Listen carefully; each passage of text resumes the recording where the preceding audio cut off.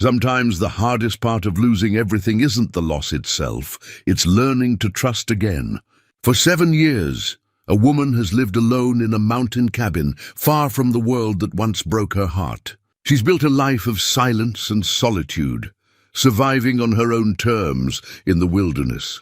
Then one cold November evening, 2 strangers appear at her door, a rugged mountain man and his young son, seeking shelter from an approaching storm. What starts as one night of hesitant hospitality becomes something none of them expected. Could 3 broken souls find healing in the most unlikely place before we jump back in? Tell us where you're tuning in from. And if this story touches you, make sure you're subscribed because tomorrow I've saved something extra special for you.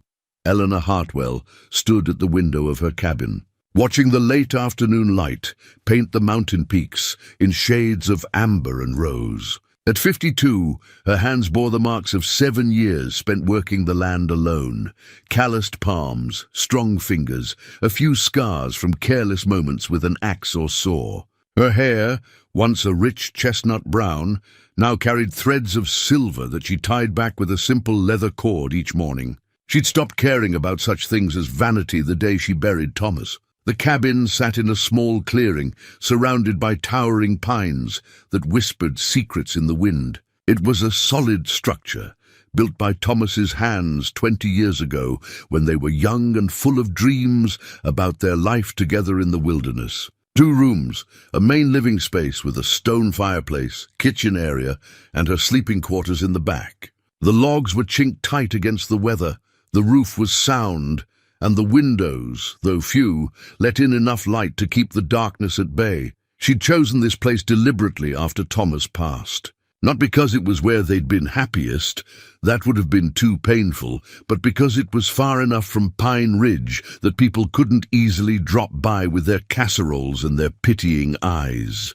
Far enough that she didn't have to hear the whispers or see the knowing looks that said, "Poor Eleanor, all alone now. What will she do?" What she did was survive. Then after a time she did more than that. She learned to live. Her days followed a rhythm as steady as the seasons. Wake at dawn, stoke the fire, put coffee on to boil. Check the chickens, gather eggs, feed the 2 goats that provided milk and cheese. In spring and summer, tend the garden. Potatoes, carrots, beans, squash, herbs. In fall, preserve everything dry meat, put up jams and pickles. In winter, keep the woodpile stocked, trap small game, and wait for the snow to melt.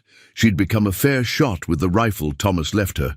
Had to be. A woman alone in the mountains couldn't afford to miss when a deer presented itself, and she certainly couldn't afford to hesitate if a bear or mountain lion took too much interest in her chickens. The wilderness didn't care about her grief or her gender. It demanded competence, and she'd learned to provide it. The hand-carved rocking chair sat near the fireplace, its wood polished smooth by years of use. Thomas had made it the winter before he took sick, spending long evenings by lamplight with his whittling tools, shaping each piece with care. He'd presented it to her on their 20th anniversary, grinning like a boy. "For when we're old," he'd said, "and all we want to do is sit and watch the fire." They'd never gotten to be old together. She'd been 45 when the fever took him. 3 weeks from the first cough to the last breath. The doctor in Pine Ridge had done what he could, but pneumonia in the mountains was a merciless thing. She'd held Thomas's hand as he slipped away, had whispered promises about being strong, about carrying on. He'd smiled at her, that same gentle smile that had won her heart 30 years before, and told her not to waste her life on grief. She'd tried. But trying and succeeding were different things. The first year after his death, she'd stayed in their home in Pine Ridge, going through the motions. Friends visited, brought food, invited her to socials and church gatherings. Everyone meant well, but their kindness felt suffocating, their concern like a weight pressing down on her chest. She couldn't breathe in that town anymore. Every corner held a memory. The mercantile where Thomas bought her peppermints, the church where they'd married, the tree-lined street where they'd walked on summer evenings. So she'd come here, to this cabin they'd built as a retreat, a place for summers and occasional getaways. She'd sold the house in town, kept only what she could carry or truly needed, and made this her permanent home. People thought she was crazy. Maybe she was. But at least here she could grieve in private. At least here the silence was her own choice. 7 years had passed since then. 7 years of seasons turning, of snow falling and melting, of gardens planted and harvested. 7 years of talking only to herself and the animals, of going weeks without seeing another human face. She made the journey to Pine Ridge twice a year, spring and fall, to trade furs and preserved goods for supplies she couldn't make or grow herself. Flour, salt, sugar, coffee, ammunition, lamp oil. The essentials. The townspeople still worried about her. She could see it in their eyes when she appeared at the trading post, weathered and lean, speaking only as much as necessary to conduct her business. The women would try to draw her into conversation, asking after her health, hinting at church socials or quilting circles. The men would offer to check on her, to make sure everything was all right up at the cabin. She'd politely decline, pay for her goods, and disappear back into the mountains. She told herself she was content. The land provided what she needed. The work kept her hands busy and her mind occupied. In the evenings, she had her books. Thomas had been a reader, and they'd accumulated a modest library over the years. She'd read through every volume multiple times now, could recite passages from memory. On clear nights, she'd sit outside and watch the stars, feeling small beneath their ancient light, finding comfort in the vastness of it all. But if she was honest, and honesty was one luxury of solitude, she knew the difference between contentment and mere existence. She existed. She functioned. She survived each day and moved into the next. But the warmth she'd once known, the simple joy of sharing a meal or a laugh or a moment of wonder with another person, that had been buried with Thomas. She'd convinced herself she didn't need it anymore. Needing things, needing people only led to loss. Better to rely on herself alone. Better to keep the world at a distance where it couldn't hurt her again. November had arrived with its familiar warning signs. The aspens had dropped their golden leaves weeks ago, and the evergreens stood dark against increasingly grey skies. Eleanor had spent the past month preparing for winter, stacking firewood against the cabin wall, checking the roof for any weak spots, storing root vegetables in the small cellar beneath the floor. Her pantry was well stocked with jars of preserved venison, dried herbs, pickled vegetables, and the last of summer's berry preserves. The chickens were in their reinforced coop, safe from predators. The goats had thick coats growing in. She'd made sure of everything, the way she always did. Winter in the mountains demanded respect and preparation. Mistakes could be fatal. This particular evening, she'd noticed the clouds building throughout the day, heavy and dark, rolling in from the northwest. The air had that particular quality it got before a storm, a thickness, a sense of anticipation. The temperature had dropped steadily since noon. By nightfall, she expected snow. Possibly a significant amount given how the wind was picking up. She'd brought in extra wood, filled every water bucket, made sure the animals had plenty of feed. Now, as the sun began its descent behind the mountains, she set about making her supper. Simple fare, pan bread, beans with a bit of salt pork, coffee. She ate alone at the small wooden table, the same table where she and Thomas had shared thousands of meals. Sometimes she set a second place out of habit, then felt foolish and put it away. Tonight she ate from a single plate, her thoughts drifting as they often did in the quiet hours. She thought about Thomas, about the life they'd planned that never fully came to be. They'd wanted children, but it hadn't happened. They'd talked about growing old together, about grandchildren that would never exist, about rocking on a porch and telling stories about their adventures in the wilderness. She washed her plate and cup, banking the fire for the evening. The wind was picking up now, rattling the window panes, whistling through the pines. The first snowflakes began to fall as darkness settled over the mountains. She lit the lamp and settled into the rocking chair with a book, a worn copy of Shakespeare's sonnets that Thomas used to read aloud to her. The storm built quickly, the way mountain storms did. Within an hour, snow was falling thick and fast, driven by gusts that made the cabin creak and groan. Eleanor added another log to the fire, grateful for solid walls and a tight roof. This was the kind of storm that could trap a person for days, that could kill anyone caught unprepared in the open. She was just thinking about heading to bed when she heard it, a sound that didn't belong to the storm. A sound that made her freeze, book forgotten in her lap. Someone was knocking at her door. For a moment she didn't move. Couldn't move. In 7 years, no one had come to this cabin unannounced. No one came here at all except her. The nearest neighbor was 5 miles away over rough terrain, and they knew better than to visit without invitation. The knock came again. Steady, patient, but insistent. Not threatening, but definitely there. Eleanor set down her book and stood slowly, her heart beginning to pound. She moved to the door but didn't open it.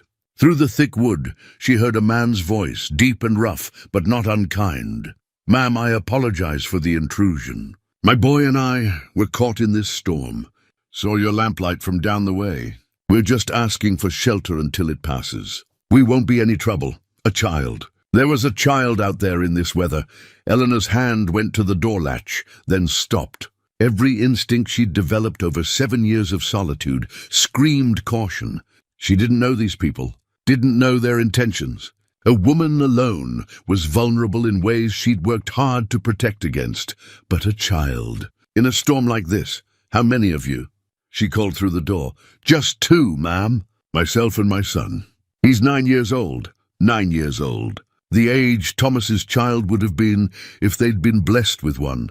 Eleanor closed her eyes, took a breath, and made a decision she'd wonder about for the rest of her life. She lifted the latch and opened the door. The snow swirled in immediately, along with a blast of freezing air. Standing on her porch were 2 figures, both covered in snow, both shivering. The man was tall and broad-shouldered, with a thick beard frosted with ice, and eyes that were cautious but kind. He wore a heavy coat and had a pack on his back. Beside him, barely reaching his waist, was a small boy bundled in layers of wool and fur, his face pinched with cold, his eyes enormous in the lamplight. "Thank you." "Ma'am," the man said, his voice rough with cold and relief. "Thank you." Eleanor stepped back, letting them enter. As they crossed her threshold, bringing the storm and the outside world with them, she felt something shift in her carefully constructed solitude. The door that had been closed for 7 years was open now, and 3 lives were about to change, in ways none of them could yet imagine. The boy was shaking so hard his teeth chattered. Eleanor could hear it even over the roar of the wind before she managed to get the door closed and latched again. Snow had blown in across her floor, already beginning to melt in the warmth of the cabin. "Get those wet things off," she said, her voice sharper than she intended. 7 years of talking mostly to herself had left her unused to modulating tone for company. "Both of you. There are pegs by the door." The man nodded, already shrugging out of his pack. As it hit the floor with a solid thump, Eleanor noticed it was well made, but worn, patched in several places. The boy's smaller pack, really just a leather satchel that looked too big for his small frame, came off next. And Eleanor saw it was even more weathered. The leather cracked and faded, the strap mended multiple times with different types of cord. That satchel told a story. It spoke of poverty, of making do, of carrying everything important in one small bag, because that was all you had. Eleanor had seen enough hardship in the mountains to recognize it when it stood in her cabin, dripping melted snow onto her floor. "Come closer to the fire," she said, gentler this time. "You need to warm up slowly, not too fast, or it'll hurt worse." The boy looked up at his father, waiting for permission. The man nodded, and the child moved toward the fireplace with careful steps, as if afraid he might break something or overstep some invisible boundary. Eleanor watched him extend his small hands toward the flames, saw the way his whole body leaned toward the heat, like a plant toward sunlight. In the better light, she could see them both more clearly. The man was perhaps in his mid-40s, weathered by sun and wind, with lines around his eyes that spoke of squinting into distances and weather. His beard was thick and dark, touched with grey, and his hair hung past his collar, tied back with a leather cord.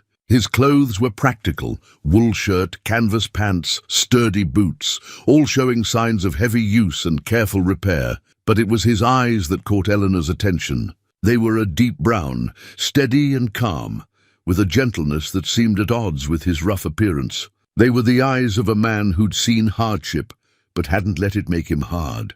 The eyes of a father watching his son warm himself by a stranger's fire, grateful and wary in equal measure. The boy was small for 9, Eleanor thought.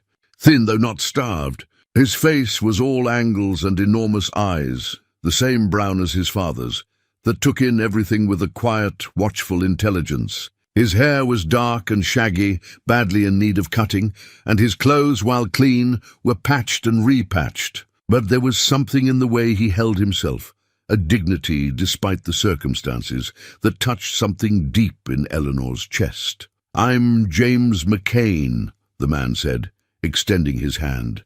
"Folks call me Bear. This is my son, Samuel." Eleanor hesitated only a moment before taking his hand. His grip was firm, but not aggressive, the handshake of a man who understood the value of respect. "Eleanor Hartwell, this is my cabin. We're grateful for your hospitality, Mrs. Hartwell. We won't impose any longer than necessary. Once the storm passes, we'll be on our way." "It's Miss Hartwell," Eleanor said, then felt foolish for the correction. "Or just Eleanor. And that storm's not passing tonight. Maybe not tomorrow either, by the look of it." She saw the worry flicker across Bear's face before he controlled it. "We have our own provisions," he said. "We won't take your food. I didn't say you would." Eleanor moved to the kitchen area, needing something to do with her hands, something to occupy her besides staring at these strangers who'd invaded her sanctuary. "But you'll both want something hot. I'll make coffee and heat some stew." "Ma'am, you don't have to." "I know I don't have to. I'm offering." She pulled out her pot, added water from the bucket, set it on the stove. Her hands were steady, even if her insides felt like they were trembling. "You can accept or not, that's your choice. But the boy looks half frozen, and hot food will help." Samuel's eyes had followed her to the kitchen, and she saw the hunger there, not just for food, though that was present too, but for warmth, for comfort, for the simple kindness of someone caring whether he was cold or hungry. It was a look that reminded her painfully of the children she'd never had, the mother she'd never been. Bear saw his son's expression, and something in his face softened even further. "We'd be grateful," he said quietly. "Thank you." Eleanor ladled out stew that she'd made 2 days ago, venison with potatoes and carrots, seasoned with herbs from her garden. She'd made extra, as she always did, never quite breaking the habit of cooking for 2, even though she ate alone. Now, unexpectedly, she was glad of it. She set out 3 bowls at the table, poured coffee for herself and Bear, and found some chamomile tea for Samuel. The boy looked at the steaming bowl in front of him with something close to reverence. "Go ahead," Bear said softly. Samuel ate slowly, carefully, but Eleanor could see he was hungry. Bear ate too, though he kept watching his son, that protective attention never quite leaving. Eleanor found herself eating without tasting, too aware of the presence of others in her space, the sound of spoons against bowls, the small noises of people sharing a meal. It had been so long since she'd sat at a table with anyone, so long since food meant more than simple fuel for another day alone. "We're headed up to the Morrison trapping camp," Bear said after a while, his voice low and respectful of the quiet. "I guide and trap through the winter months, make enough to get us through until spring." "Samuel travels with me, no wife?" Eleanor asked, then immediately regretted the question. It was too personal, too soon, but Bear didn't seem offended. "She passed 2 years ago. Fever took her quick. It's just been the 2 of us since." "I'm sorry," and she was. She understood that particular grief, the sudden absence of someone who'd been your anchor in the world. "Thank you." Bear glanced at his son, who'd finished eating and was fighting to keep his eyes open. "It's been hard on the boy, but we manage. How far to the camp?" 2 days in good weather. 3 or 4 in this." Bear looked toward the window, where snow was still driving hard against the glass. "We made good time today, thought we could reach the line shack at Copper Creek before dark. But the storm came on faster than expected." Eleanor nodded. She knew the line shack he meant, a small shelter maintained by trappers, about 2 miles from her cabin. In this storm, they'd never have made it. Would have frozen to death trying. "You can sleep here tonight," she said, the words coming out before she'd fully decided to say them. "I have some blankets. The floor by the fire will be warm enough. We have our bedrolls," Bear said. "We won't take your blankets." The boy needs more than a bedroll tonight. He needs to warm through properly. Eleanor stood, began gathering what she'd need. Extra blankets from the chest, an old quilt. "You can argue with me or you can let me do what makes sense. Your choice." Bear looked at her for a long moment, and Eleanor saw him weighing something. Pride against practicality, independence against his son's well-being. Finally, he nodded. "Thank you. We'll repay your kindness however we can. I don't need repayment. I just need you both to not freeze to death in my dooryard." "That would be poor manners on my part." A ghost of a smile touched Bear's weathered face. "Yes, ma'am." They settled Samuel first, creating a nest of blankets near the fire. The boy was asleep almost before his head touched the makeshift pillow, exhausted by cold and travel and the sudden warmth and food. Bear covered him carefully, tucking the blankets around him with the practiced efficiency of a parent who'd done this countless times. Eleanor watched from across the room, something twisting in her chest. This was what she'd given up when she chose solitude. Not just companionship, but this, the small domestic rituals, the caring for others, the sense of being part of something larger than just her own survival. "He's a good boy," Bear said quietly, settling himself nearby but not too close to his son, his body positioned between Samuel and the door in an unconscious protective gesture. "Gets scared sometimes being out in the weather, but he never complains. Braver than he knows. He's lucky to have you." Eleanor meant it. Whatever else this man was, he was clearly a devoted father. "I hope he'd agree with you. Sometimes I wonder if I'm doing right by him, keeping him out here instead of—" Bear trailed off, shook his head. "But that's not your concern. We'll be gone as soon as the storm breaks." Eleanor nodded, but something in her chest felt tight. She moved to her own sleeping area, separated from the main room by only a curtain, and lay down fully clothed, listening to the storm rage outside and the quiet breathing of the strangers in her home. She'd opened her door tonight, let the world back in, just a crack, and lying there in the darkness, listening to a child's peaceful breathing and a father's watchful silence, Eleanor realized something that frightened her more than any storm ever could. She wasn't sure she wanted them to leave. Morning came grey and muted, the world outside wrapped in white. Eleanor woke to unfamiliar sounds, the rustle of someone moving in the main room, the low murmur of a man's voice speaking softly to his son. For a confused moment she thought it was Thomas, that the past 7 years had been some terrible dream, and she was waking to find her husband still alive, still with her. Then reality settled back into place, heavy and familiar. Not Thomas, strangers, 2 people she'd let into her home because a storm was trying to kill them. She rose quietly, splashed water on her face from the basin in her room, and braided her hair. When she pushed aside the curtain, she found Bear already up, stoking the fire while Samuel still slept, bundled in his nest of blankets. "Morning," Bear said, keeping his voice low. "Hope I didn't wake you." "You didn't. I'm usually up before dawn anyway." Eleanor moved to the kitchen area, automatically reaching for the coffee tin. Then she paused, her hand hovering over it. The tin was getting low. She'd planned to make it last until her spring trip to Pine Ridge, rationing it carefully the way she always did. But she had guests, unexpected guests who'd be leaving soon as the storm broke.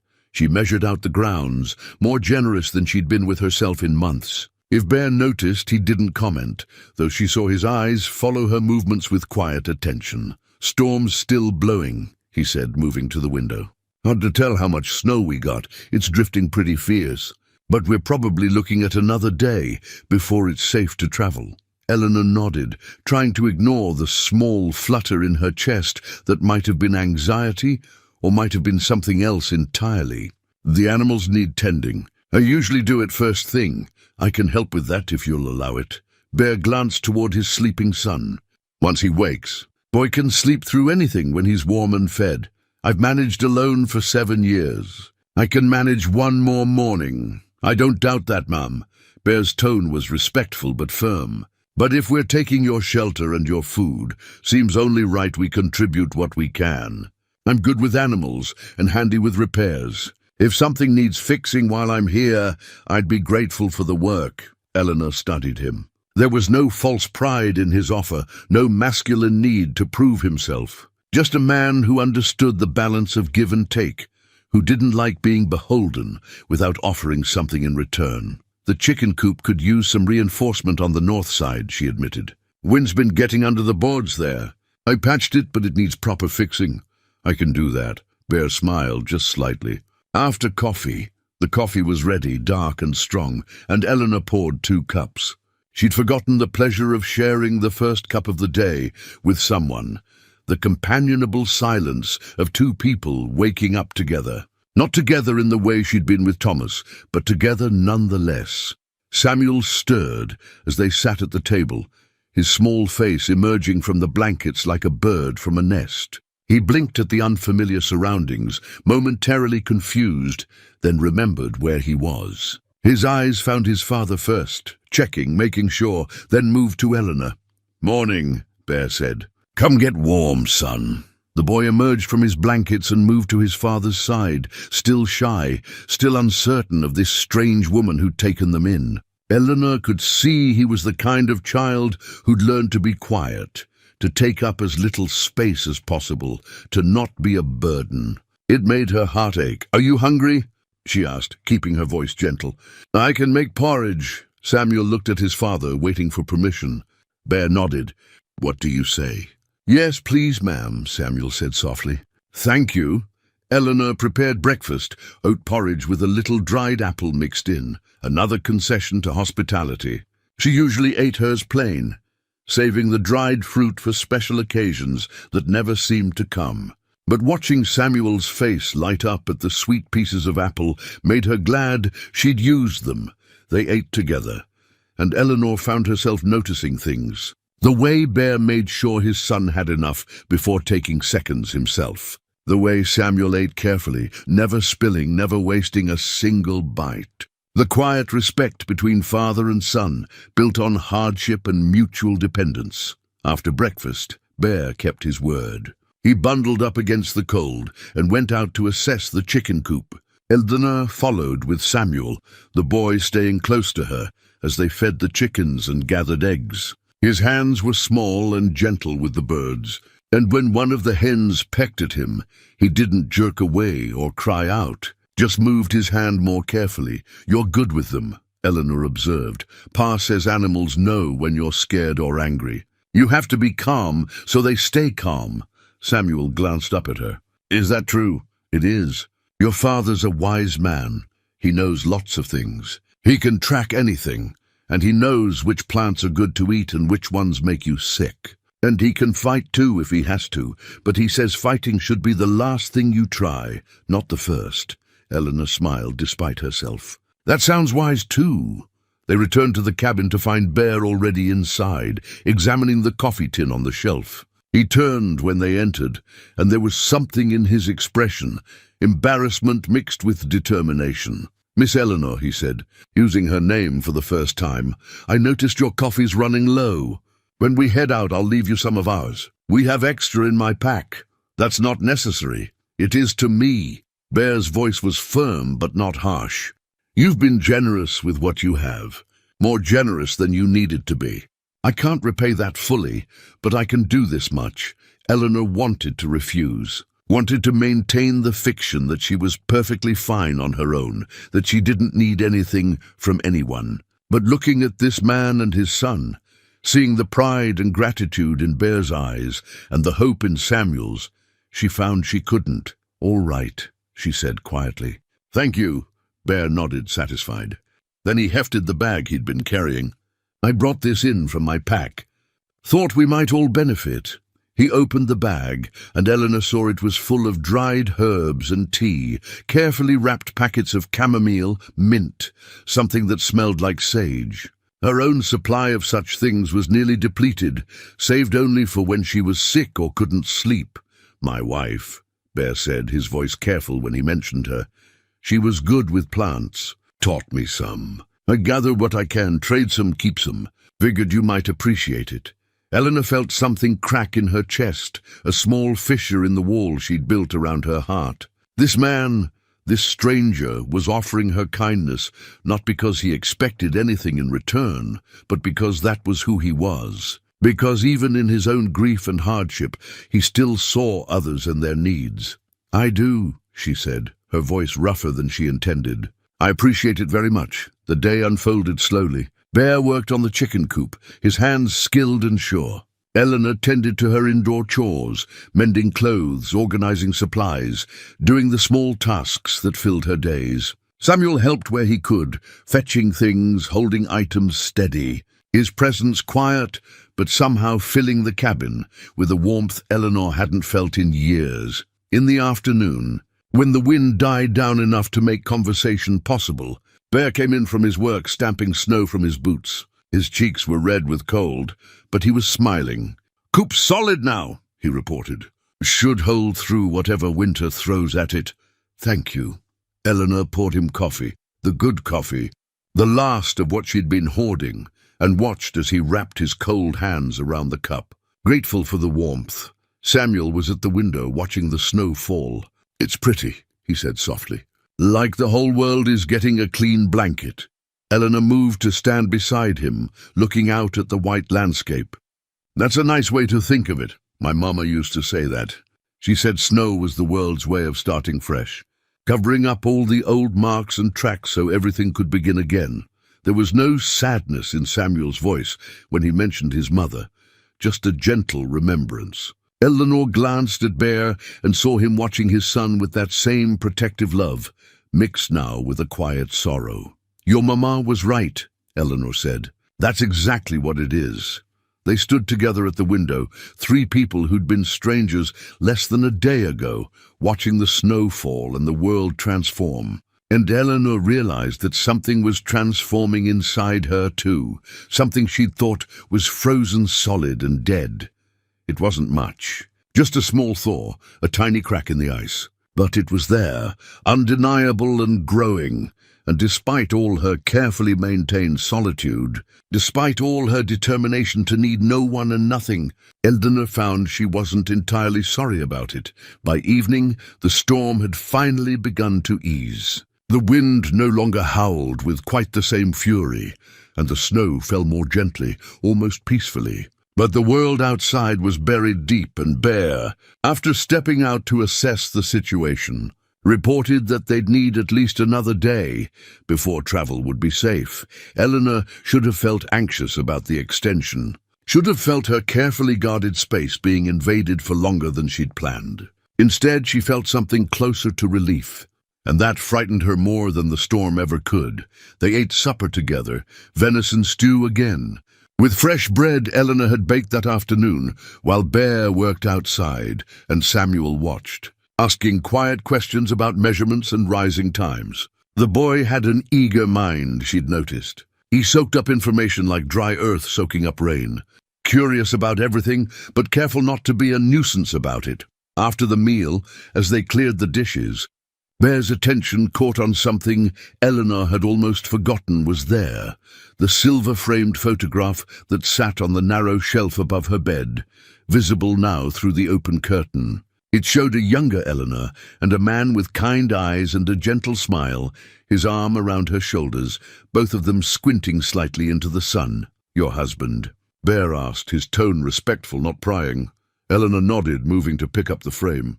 She hadn't looked at it properly in months, had learned to see past it the way you learn to see past familiar things. But now, holding it, she really looked at Thomas's face, the face she'd loved for 30 years. "Thomas," she said. "He's been gone 7 years now. Pneumonia took him fast. 3 weeks from healthy to—" She stopped, the words still catching even after all this time. "I'm sorry." Bear's voice carried genuine understanding. "It's a hard thing, losing your partner. Feels like losing half of yourself." "Yes." Eleanor set the photograph back carefully. That's exactly what it feels like. They returned to the main room, and Bear settled near the fire. Samuel was already drowsy, curled up in his blankets, fighting sleep the way children do when they don't want the day to end. Bear reached out and smoothed his son's hair, a gesture so tender it made Eleanor's throat tight. "Tell me about him," she said, surprising herself. "Thomas, I mean." "If you're willing." Bear looked at her, considering, then nodded. "I'd like that. If you'll tell me about Mary after." It was a fair exchange, Eleanor thought. Grief for grief, memory for memory. A way of honoring the ones they'd lost by keeping them alive in words. She told him about meeting Thomas when she was 22, fresh from a teaching position in a small town further east. He'd been a carpenter and builder, skilled with his hands, patient with his work. They'd married within 6 months, scandalously fast by some standards, but they'd both known. "Sometimes you just knew." "He built this cabin," she said, gesturing around them. "Every log, every joint, every window frame. He said it was going to be our sanctuary, the place we'd come when the world got too loud. We spent summers here, sometimes fall. It was supposed to be for vacations, for getting away. I never imagined I'd end up living here permanently, but after he died, you needed the sanctuary," Bear said, understanding without her having to explain. "Yes, the town had too many memories, too many people who meant well, but whose sympathy felt like it was suffocating me. I couldn't breathe there anymore." Bear was quiet for a moment, staring into the fire. Then he began his own story.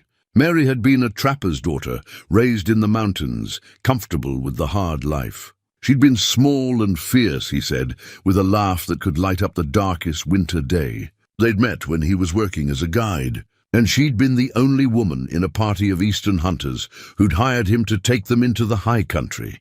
She could outshoot most men and outthink all of them, Bear said, a smile touching his weathered face. Wasn't intimidated by anything, not the weather, not the animals, not the isolation. When Samuel came along, she took to motherhood the same way, fearless, full of love, determined to raise him right.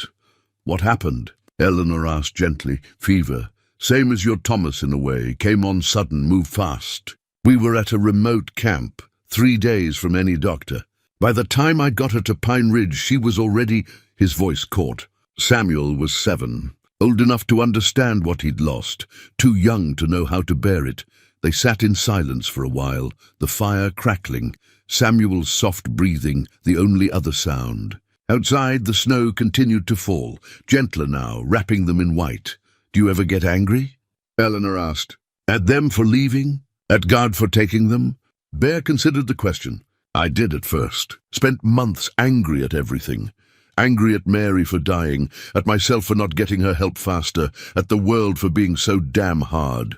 But anger like that, it just eats you up from the inside. Makes you bitter. And I couldn't let Samuel see me like that.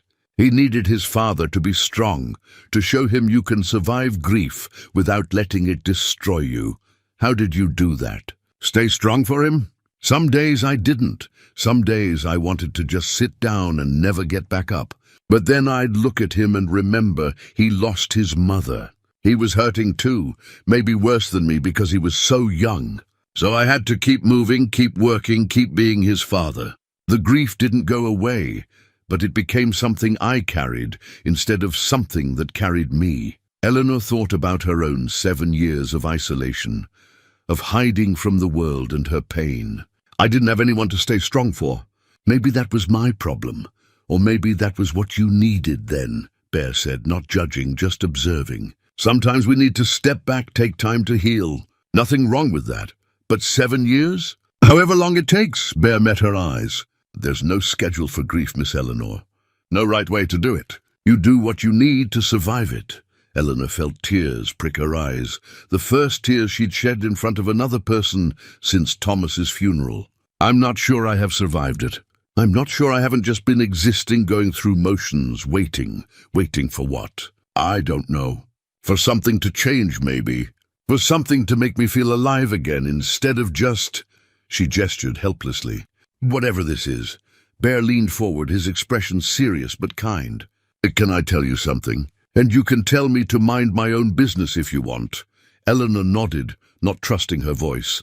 "I think maybe that's why we ended up at your door tonight. Not just because of the storm, though that was real enough, but because you needed someone to knock. Someone to remind you that there's still life out there, still connection possible. And maybe we needed you too, needed to remember that there are still good people, still kindness in the world." "That sounds like you're saying this was meant to be," Eleanor said. Trying for skepticism, but not quite achieving it. Maybe it was. Or maybe it was just luck and a snowstorm. "Does it matter?" Bear smiled. "We're here now. That's what counts." Samuel stirred in his sleep, murmuring something they couldn't make out. Bear adjusted the blankets around him automatically, that same protective gesture Eleanor had seen a dozen times already. "You're a good father," she said. "I try. Most days I feel like I'm failing him, like I should be giving him more. A real home, schooling, other children to play with. Instead, he's living out of a pack, following me from camp to camp, never staying anywhere long enough to put down roots. But he has you. He has love and security, and a father who would clearly do anything for him. That's more than a lot of children have." Bear looked at her, and something in his expression shifted. "Thank you for saying that. I needed to hear it."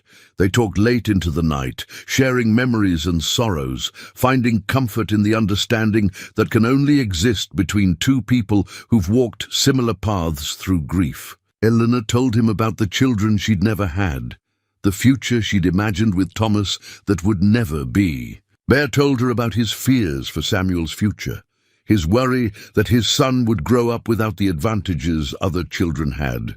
And slowly, gradually, Eleanor felt something inside her begin to shift. Not the grief that would always be there, she understood that now, but the isolation, the deliberate cutting off from all human connection that was beginning to crack. Like ice on a river when spring finally comes, breaking apart to let the water flow again. When they finally said goodnight, Eleanor lay in her bed and listened to the quiet sounds of Bear settling in his bedroll, of Samuel's peaceful breathing, of two other human hearts beating in the space she'd kept empty for so long. And for the first time in 7 years, Eleanor didn't feel entirely alone. She felt instead something she'd thought was lost to her forever. She felt hope. Morning brought clear skies and a world transformed by snow. Eleanor woke to the smell of coffee already brewing and the sound of wood being split outside. For a moment she lay still, disoriented by the sounds of another person moving around her cabin, taking care of things she'd always done herself. When she emerged from her sleeping area, she found Samuel carefully tending the fire, his small face serious with concentration. He looked up when he heard her, and there was worry in his eyes. "I hope it's all right, ma'am," he said quickly. "Pa said I should let you sleep, that you probably don't get much rest with us here. He's outside chopping more wood. He said we used a lot keeping warm, and he wanted to replace what we took." Eleanor felt something warm spread through her chest. "It's more than all right. Thank you, Samuel." The boy's face brightened. "Pa also made the coffee. He said yours yesterday was the best he'd had in months, so he tried to make it the same way." Eleanor poured herself a cup, and it was indeed good, strong and hot, just the way she liked it. She stood at the window, watching Bear work in the cold morning air. He'd already split an impressive pile of wood, his breath making clouds in the frigid air, his movements efficient and practiced. When he came in, his face was red with cold and exertion, but he was smiling. "Morning. Hope we didn't wake you." "You didn't, and you didn't have to do all that. Wanted to." Bear poured himself coffee, wrapping his cold hands around the cup. "The way I figure it, we've imposed on you for 2 nights now. Least I can do is make sure you're not worse off for our presence. You haven't imposed. You've—" Eleanor stopped, searching for the right words. "You've been welcome company." It was the closest she could come to admitting what she'd been feeling, that their presence had been less of an intrusion and more of a gift, one she hadn't known she needed until it arrived at her door in the middle of a snowstorm. Bear studied her face, and she saw understanding there. "We've enjoyed it too, more than you probably realize. It's been good for Samuel, being somewhere warm and safe with someone kind. And it's been good for me, having someone to talk to who understands about—" He gestured vaguely, encompassing everything they'd shared the night before. "I know," Eleanor said softly. "It's been good for me, too." After breakfast, Bear announced he could probably get them to the line shack at Copper Creek if they started soon. The snow was deep, but packed enough to travel on, and the weather looked stable. Eleanor felt her stomach drop at the pronouncement, and she realized with a start that she didn't want them to go. But Samuel was watching her with those enormous brown eyes, and she forced herself to smile. "Well then, I suppose you'd better get your things together." As Bear began organizing their packs, something fell from Samuel's leather satchel, a small wooden figure, carefully carved and smoothed. Eleanor picked it up and found herself holding a horse, beautifully detailed despite its small size, with a flowing mane and proud stance. "That's mine," Samuel said, reaching for it quickly but gently. "Pa made it for me." "It's beautiful." Eleanor handed it back, watching as Samuel clutched it carefully. "Your father is very talented. He makes things when we're in camp. Animals mostly, horses, deer, bears, wolves. He says whittling helps him think." Samuel looked up at her shyly. "Would you like to see the others?"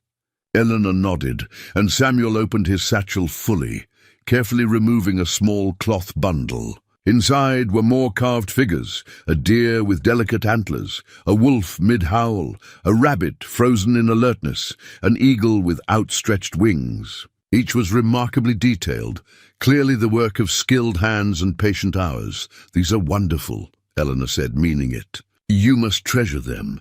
They're all I have from when Mama was alive," Samuel said quietly. "Pa made them for me after she died, said they were to remind me that we're part of the wild things, that we belong here in the mountains just like they do." Eleanor's throat tightened. She looked at Bear, who'd stopped packing to watch his son show his treasures. Their eyes met, and she saw in his face a mixture of pride and sorrow, pride in what he'd created for his son, sorrow that wooden figures were among the few things he had to give. "Your father's right," Eleanor said. "And these will last forever if you take care of them. Better than a lot of things people own." Samuel carefully rewrapped his animals and tucked them back into his satchel. As he did, Eleanor noticed something else, a corner of paper sticking out from an inner pocket. But before she could wonder about it, Bear was speaking. "We should head out within the hour if we're going to make decent time," he said. "The sun's up, and the snow's not likely to get any more manageable." Eleanor nodded, though everything in her wanted to protest. She busied herself packing food for their journey, bread, dried meat, some of her preserved vegetables wrapped carefully in cloth. Bear tried to refuse, but she insisted with a firmness that surprised them both. "You'll need good food for the journey," she said. "And I have plenty, please." As they prepared to leave, Samuel came to stand beside her. "Thank you for letting us stay," he said formally, the way a child does when he's been taught proper manners. "You're very kind." Eleanor knelt down to his level, surprising herself again. "You're very welcome, Samuel. You're a good boy. And it's been a pleasure having you here." Then, on impulse, she went to her shelf and took down one of her books, a collection of folk tales with beautiful illustrations, one of her favorites from childhood. "I'd like you to have this," she said, offering it to him. "For the long winter nights in camp." Samuel's eyes went wide. "I can't, that's too much." "You can, and it isn't. A boy who appreciates his father's carvings will appreciate these stories too." She pressed it into his hands. "Besides, I know them all by heart anyway." Samuel clutched the book like it was made of gold, then threw his arms around Eleanor's waist in a sudden, fierce hug. She stood frozen for a moment, unused to such contact, then slowly, carefully put her arms around him and hugged him back. When he pulled away, there were tears in his eyes. "Thank you," he whispered. "I'll take very good care of it. I promise." Bear had watched the exchange, with an expression Eleanor couldn't quite read. Now he stepped forward, extending his hand. "Thank you, Eleanor, for everything. You opened your door to strangers in a storm, and you gave us more than just shelter. You reminded us what kindness looks like." Eleanor took his hand, and this time the handshake felt different, not the cautious greeting of strangers, but the warm farewell of friends. "You did the same for me," she said honestly. You reminded me that there's still life worth living, still people worth knowing. They gathered their things and headed to the door. Eleanor stood on her porch, wrapped in her heavy shawl, watching as they made their way through the deep snow toward the tree line. Samuel kept turning back to wave, and Eleanor waved back each time, something painful and sweet twisting in her chest. Just before they disappeared into the trees, Bear stopped and called back to her. "If we're ever passing this way again, would it be all right if we stopped by?" Eleanor's heart leaped. "I'd like that," she called back. "I'd like that very much." She watched until they were out of sight, swallowed by the white forest and the distance. Then she went back inside her cabin, and for the first time in 7 years, it felt empty in a way that hurt. The silence that had once been her sanctuary now felt oppressive. The space that had been her refuge now seemed too large, too quiet, too lonely. She moved through her daily routine mechanically, but everything felt wrong somehow, off balance. That evening, she sat in her rocking chair, the one Thomas had made, and let herself cry. Not for Thomas this time, though he was part of it, but for herself, for the years she'd wasted hiding from life, for the connection she'd just begun to feel and was already missing desperately.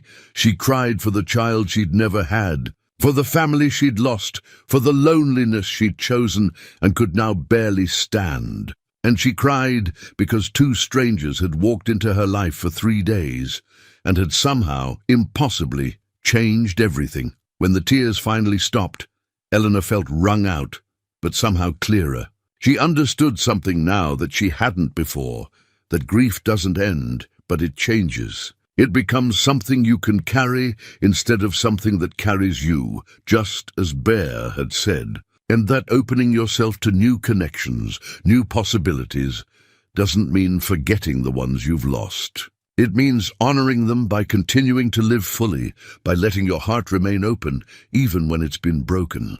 She didn't know if she'd ever see Bear and Samuel again. The mountains were vast, and their lives were transient. But they'd given her something invaluable. They'd shown her that her heart could still feel, still connect, still hope. And that was worth more than all the solitude and safety she'd wrapped around herself for 7 years. That night, as she lay in bed, Eleanor made a decision. When spring came, she wouldn't hide anymore. She'd go to Pine Ridge more often, maybe even accept some of those social invitations she'd been declining for years. She'd start living again, really living instead of just surviving. It was what Thomas would have wanted. It was what Bear and Samuel had shown her was possible, and it was. She realized what she wanted too. The cabin was quiet, but the quiet felt different now. Not the dead silence of isolation, but the peaceful silence of someone who knows that connection is possible, that life continues, that hope still exists in the world. Outside, snow began to fall again, gentle and soft, covering the tracks that led away from her door. But Eleanor knew that some marks couldn't be covered, some changes couldn't be undone.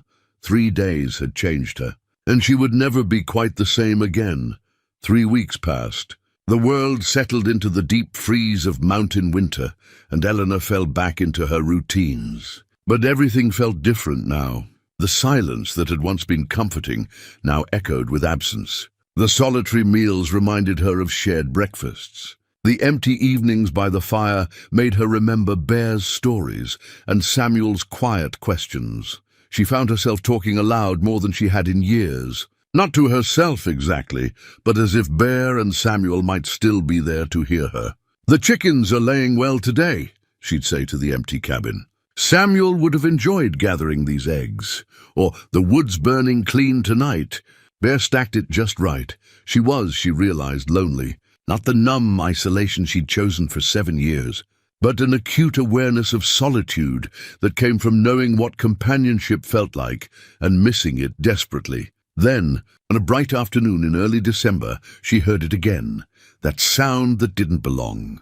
Not a knock this time, but voices calling from a distance, one deep and one high and young.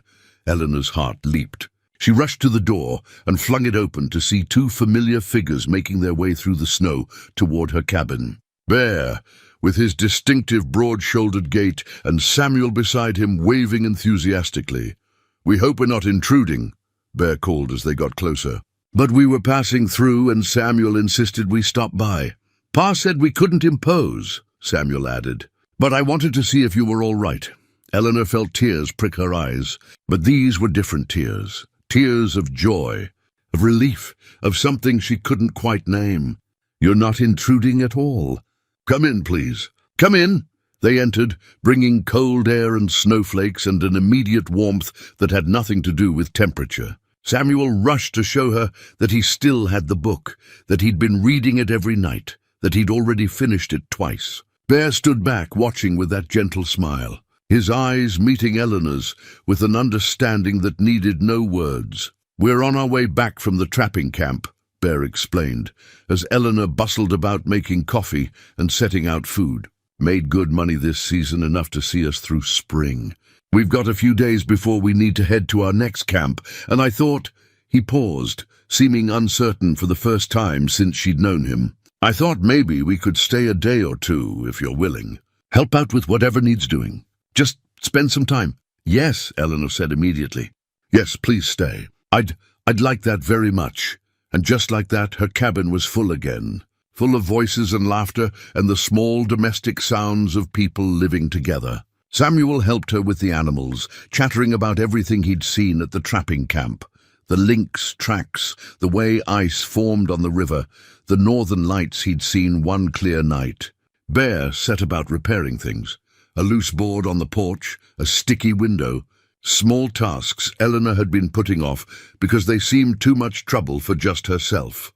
That evening, as they sat down to supper, Eleanor felt something she hadn't felt in years: contentment. Not happiness exactly, which seemed too simple a word, but a deep sense of rightness, of being exactly where she was supposed to be, with exactly the people she was meant to be with. After the meal, as Samuel dozed by the fire with his book still clutched in his hands, Bear's attention was drawn to something Eleanor had forgotten about: the old fiddle hanging on the wall. It was Thomas's instrument, one she hadn't touched since he died, couldn't bear to touch because it would make his absence too real.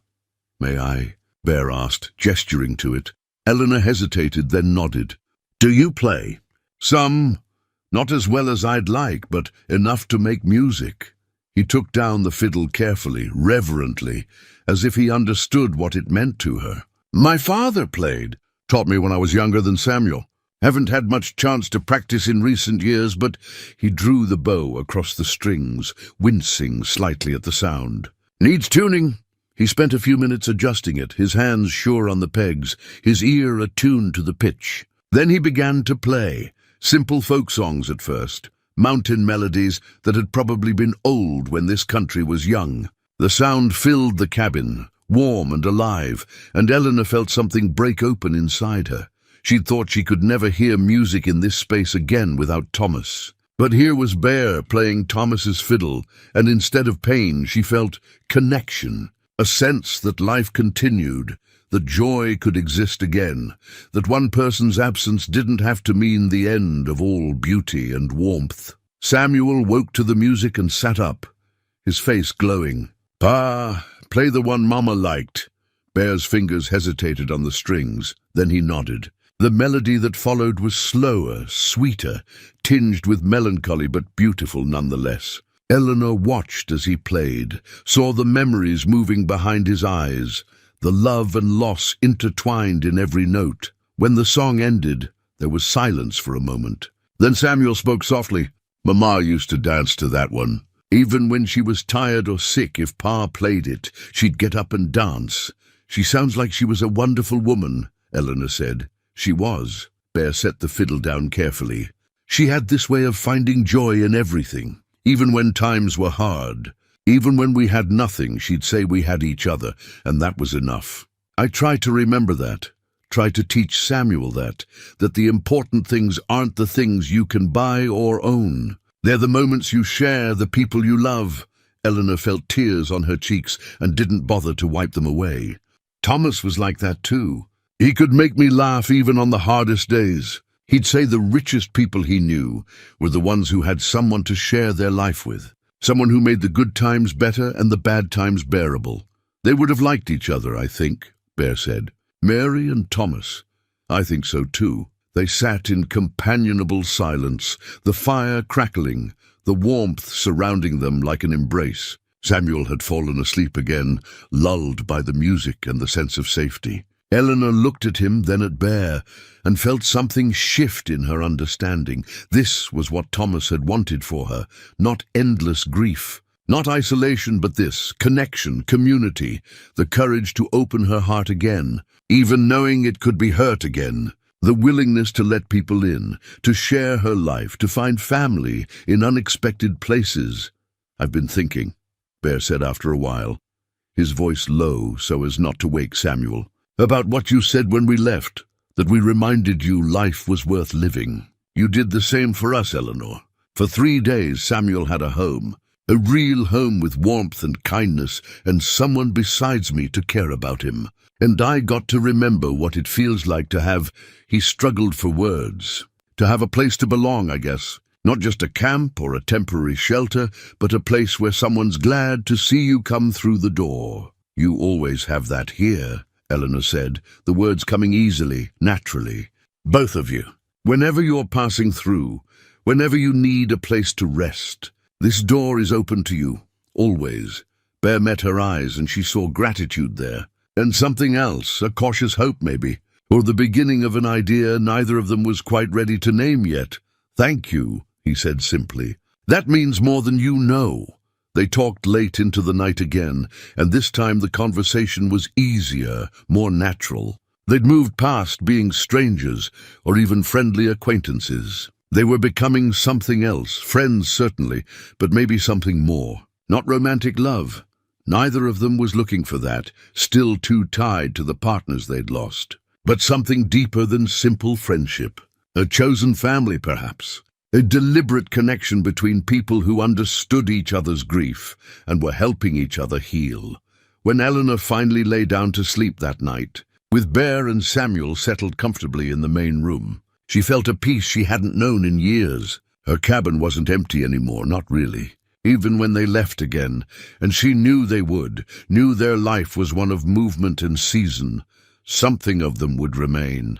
They'd filled her space with warmth and laughter and belonging, and those things didn't simply disappear when people left. They lingered. They changed you. They reminded you that you were still alive, still capable of connection, still able to open your heart, even after it had been broken. And that, Eleanor thought, as sleep finally claimed her, was worth more than all the safety and solitude in the world. They'd planned to stay 2 days, but those 2 days stretched into 4, then 5. The weather held clear and cold, perfect for travel, but none of them seemed in a hurry to end what they'd found together. Bear kept finding small repairs to make, small ways to contribute. Samuel helped Eleanor with everything. The animals, the cooking, the daily tasks, his presence like sunshine in the cabin. And Eleanor found herself making excuses to delay their departure, suggesting projects that needed Bear's skills, finding reasons why tomorrow would be a better day to leave than today. On the morning of what would have been their 6th day, Eleanor was helping Samuel pack his things, making sure the book was wrapped carefully in oilcloth to protect it from the elements. As she lifted his leather satchel to hand it to him, the strap, already worn and repaired multiple times, finally gave way. The bag tumbled to the floor, and its contents spilled across the boards. Samuel made a small sound of distress and dropped to his knees, quickly gathering his precious carved animals. Eleanor knelt to help, and that's when she saw them, the letters. 3 of them, official-looking with careful handwriting, poking out from where they'd been carefully folded and tucked into an inner pocket of the satchel. She shouldn't have looked. It was none of her business. But the top letter had come unfolded, and she couldn't help but see the salutation to James McCain regarding the boy Samuel. Her heart stuttered. She tried to look away, tried to respect their privacy, but her eyes caught words. Your late wife's family, boy's welfare, more suitable arrangement. And then, most damning, the circumstances of Mary's death, your negligence, proper upbringing. Eleanor's hands froze on the letter. Samuel was still gathering his animals, unaware of what she'd seen. Before she could stop herself, before she could think about whether it was right or wrong, Eleanor's eyes scanned more of the page. The letter was from a law office in Pine Ridge, but it was clear it had been written on behalf of Mary's family, the Thorntons. Apparently a name Eleanor vaguely recognized from her rare visits to town. They were merchants, reasonably prosperous by frontier standards, respected in the community. The letter was dated 2 months ago, and it made Eleanor's blood run cold. They were agreeing to see Samuel. After years of refusing to acknowledge him, of calling him the trapper's bastard, a phrase that made Eleanor's hands clench, they were finally willing to meet him. But the conditions were harsh. They would consider taking him in, providing him with education and proper society, but only if Bear agreed to certain terms. The boy would live with them. He would take the Thornton name, and Bear would have limited contact, visits only at the family's discretion, and only if the boy was adjusting well. Most crushing of all was a line near the end. We feel it necessary to note that Mary's death, while attributed to fever, occurred during a period of extreme poverty and hardship. Had she remained with her family, rather than marrying against our wishes, she would likely still be alive. The boy deserves better than a life of transience and want. Eleanor's vision blurred with anger. How dare they? How dare they blame Bear for Mary's death, for the simple fact that illness could strike anyone, anywhere? How dare they suggest that a child would be better off without his loving father, in the care of people who'd rejected him for 7 years? She looked up to find Bear standing in the doorway, his face ashen. He'd been outside splitting wood, must have come in and seen her reading the letter. For a moment, neither of them spoke. Samuel, oblivious, was carefully rewrapping his animals. "Eleanor," Bear started, his voice rough, "how long have you been carrying this?" she asked, keeping her voice low so Samuel wouldn't hear. "The letters arrived at the trading post in Pine Ridge 2 months ago. I picked them up on our way through, and you're considering it." She couldn't keep the hurt from her voice, the sense of betrayal. "You're thinking about giving him up?" Bear's face crumpled, years of anguish showing through the cracks in his composure. "Every single day I wonder if I'm being selfish. Every single day I look at him and think about what I can't give him. A real home, an education, other children to play with, security. Everything those letters say is true, Eleanor. Mary did die because we were poor, because I couldn't get her to a doctor fast enough, because we were 3 days from help in a remote camp. That's not your fault, isn't it?" Bear's voice broke. "I chose that life. She came with me because she loved me, but maybe she shouldn't have. Maybe if she'd stayed with her family, lived in town, had access to proper medical care, maybe she'd have died anyway," Eleanor said firmly. "Fever takes people in town too, Bear. You know that. I lost Thomas in Pine Ridge, with a doctor right there. Sometimes people die, and it's nobody's fault. It's just life. Hard, unfair, terrible life." Samuel looked up, sensing the tension. "Pa? Miss Eleanor? Is something wrong?" Bear wiped his eyes quickly, forced a smile. "Nothing, son. Just talking about our plans." But Samuel wasn't fooled. His eyes went to the letter in Eleanor's hand, then to his father's face, and something in his expression shuddered. He'd learned to read adult emotions, Eleanor realized. Had probably spent 2 years watching his father carry this burden, feeling his own guilt for being the cause of it. "It's about Mama's family, isn't it?" Samuel said quietly. "The Thorntons." Bear closed his eyes. "You know about them?" "I heard you talking to Mr. Henderson at the trading post, about how they wanted to meet me." Samuel's voice was very small, very controlled. "About how they might take me in." Eleanor's heart shattered. This child, this beautiful, gentle child, had been carrying this knowledge, this worry, probably for months, wondering if his father would send him away, trying to be good enough, useful enough, to make him want to keep him. "Samuel," Bear knelt down, taking his son's shoulders. "I would never send you away, never. You're my son, and I love you more than anything in this world. But they could give me things you can't," Samuel said. And he was crying now, quiet tears streaming down his face. A real house, school, nice clothes. I heard what the letter said, Pa. I heard it when you read it out loud to yourself. They said Mama died because we were poor. That's not true, Eleanor said fiercely. She moved to kneel beside them both, putting her hand on Samuel's small shoulder. Your mama died because sometimes people get sick and medicine can't save them. It has nothing to do with being poor or rich. And those people who say otherwise, they don't know what they're talking about. But maybe I should go, Samuel said, his voice breaking. Maybe Pa would have an easier life without me. Maybe— Stop, Bear said, pulling his son into his arms. Stop right now. You are not a burden. You are not making my life harder. You are the only reason I get up every morning, the only reason any of this matters.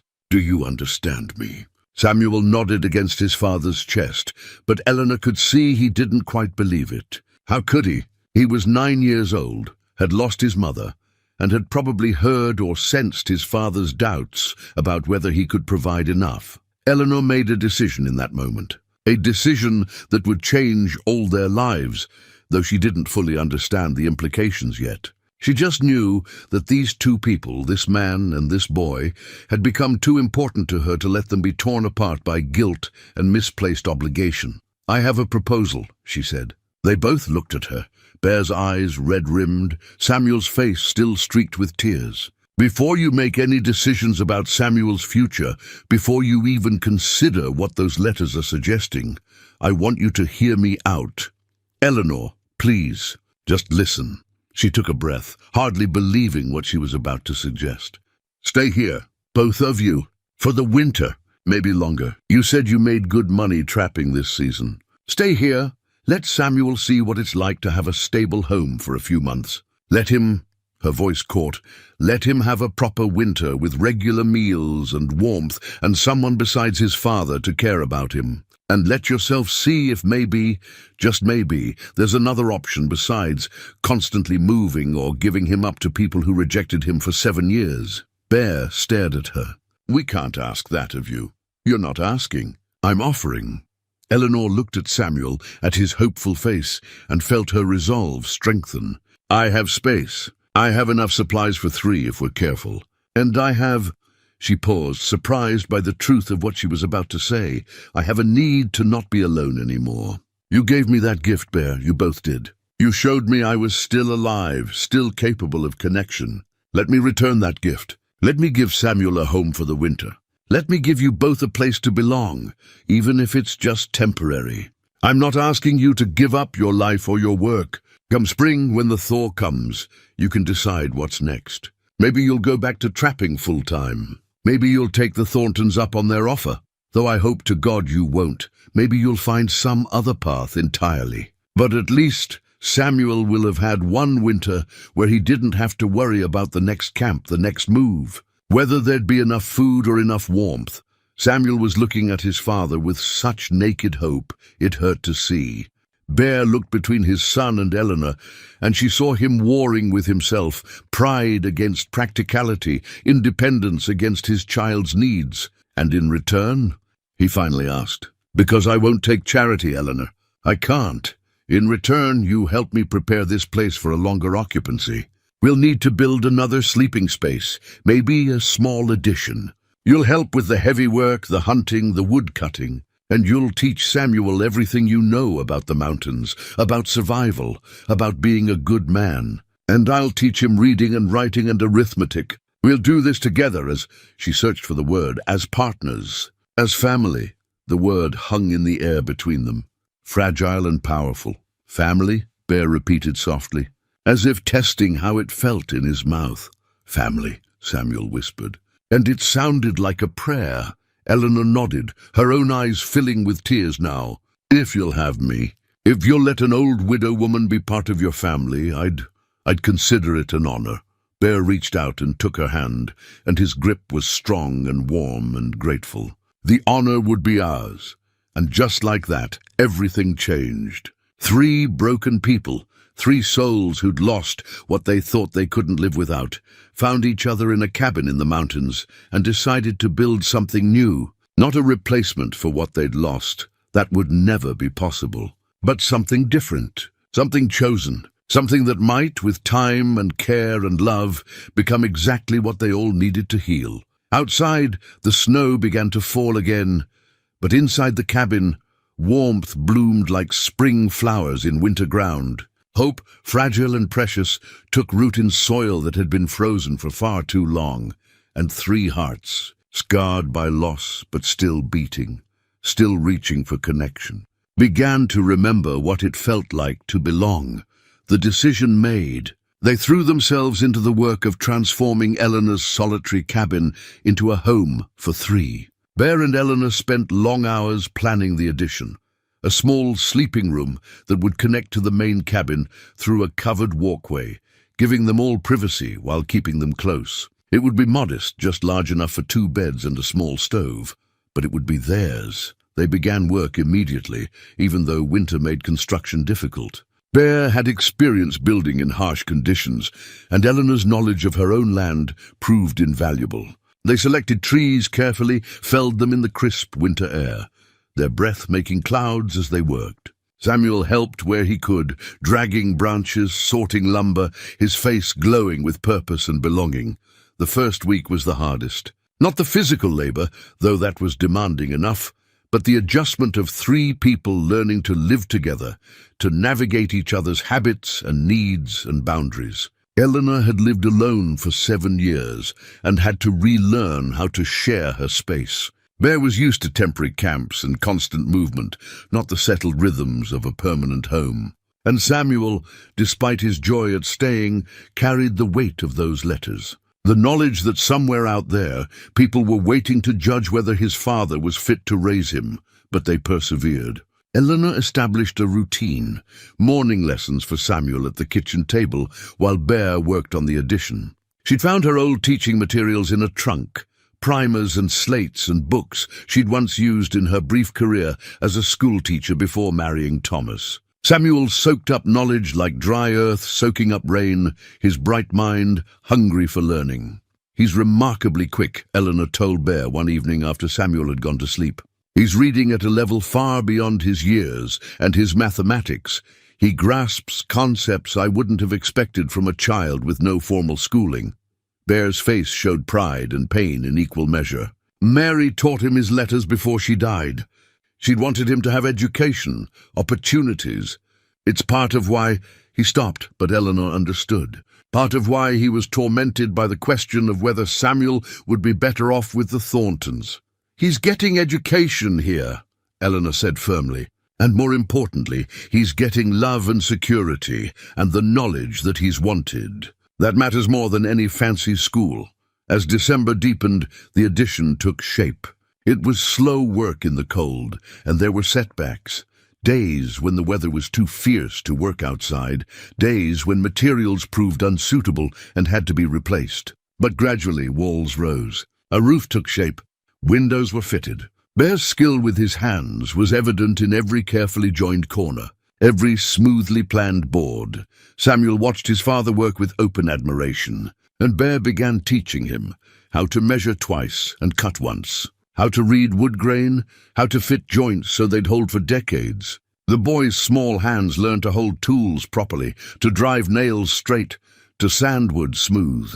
Eleanor watched them work together and saw not just a father teaching his son, but a legacy being passed down, skills and knowledge that would serve Samuel all his life, regardless of where that life led him. In the evenings, after work was done and supper finished, they fell into patterns that felt like they'd existed forever rather than just weeks. Bear would whittle while Eleanor mended or prepared lessons. Samuel would read aloud from his books, practicing, and they'd all listen to the stories that had once comforted Eleanor in her loneliness and now bound them together. Sometimes Bear would take down the fiddle and play, and the cabin would fill with music. Eleanor found herself humming along, even singing sometimes, her voice rusty from years of disuse, but growing stronger. Samuel would dance, unself-conscious and joyful, and watching him, Eleanor and Bear would exchange glances that spoke of shared wonder at this child's resilience, his capacity for happiness despite everything he'd endured. But beneath the domestic peace, Eleanor could see Bear's ongoing struggle. He'd wake sometimes in the night, and she'd hear him moving restlessly in the main room. Once she found him standing at the window at dawn, staring out at the mountains, his face etched with worry. "You're thinking about the letters," she said quietly, not wanting to wake Samuel. Bear nodded. "I keep wondering if I'm being selfish, if I'm keeping him here because it's what I want, not what's best for him. What does Samuel want? He's 9 years old. How can he know what's best for his future?" "Maybe he can't know about his future," Eleanor said, choosing her words carefully. "But he knows about his present. He knows he's happy here. He knows he feels safe and loved. Isn't that worth something?" "Of course it is. But what about next year? The year after? What happens when he's 12, 14, 16? When other boys his age are in school, learning trades, preparing for their futures? What can I offer him then?" Eleanor had been thinking about this too, had been forming an idea she wasn't quite sure how to voice. Now with Bear's doubt laid bare, she decided to take the risk. What if you didn't have to offer it alone? She said, what if this wasn't just for one winter? What if we made this permanent? Bear turned to look at her, his expression unreadable in the pre-dawn light. "Eleanor, hear me out. You could trap seasonally the way you planned. Short trips, a few weeks at a time, not the long months away. Samuel could stay here with me, continue his education. You'd have a home base, a real home to come back to. And Samuel would have stability, schooling, and both of us looking after him.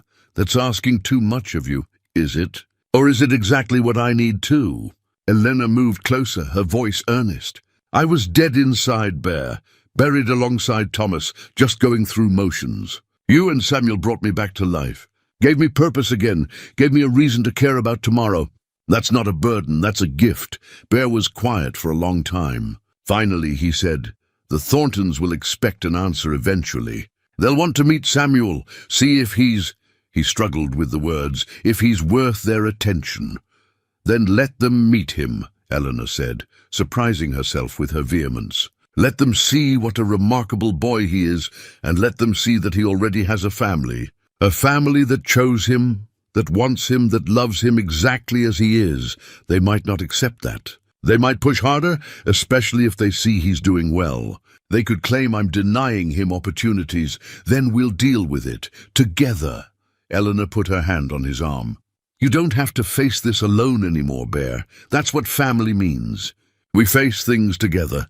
The sun was rising now, painting the snow-covered peaks in shades of pink and gold. Bear looked out at the mountains, then back at Eleanor, and she saw something shift in his face, a letting go of some burden he'd carried alone for too long. "All right," he said quietly. "We'll try it your way. We'll build something here together. And when the Thorntons call, because they will, we'll face them as a family." Eleanor felt relief flood through her, followed quickly by determination. They would make this work. They had to. Christmas approached, and Eleanor found herself planning for it with an enthusiasm she hadn't felt since Thomas's death. She wanted to make it special for Samuel, wanted to give him memories of a real holiday in a real home. She and Bear made secret trips to Pine Ridge, trading for small luxuries, ribbon, peppermints, a slate and chalk for Samuel's lessons, fabric for new shirts. In town, Eleanor noticed the stares, the whispers. A widow woman living with a mountain man and his son. People had opinions about that. She could see it in their eyes. But she held her head high, made her purchases, and ignored the gossip. What did it matter what people thought? She knew the truth of what they were building, and that was enough. At the trading post, Mr. Henderson pulled her aside. "Eleanor, folks are talking about you and that McCain fellow. Just want to make sure that everything's proper. Everything is exactly as it should be," Eleanor said firmly. "Bear and Samuel are staying with me for the winter. He's helping with repairs and heavy work, and I'm teaching the boy his letters. It's a practical arrangement that benefits all of us. And the Thorntons? I hear they've been asking about the boy." Eleanor's spine stiffened. "What about them?"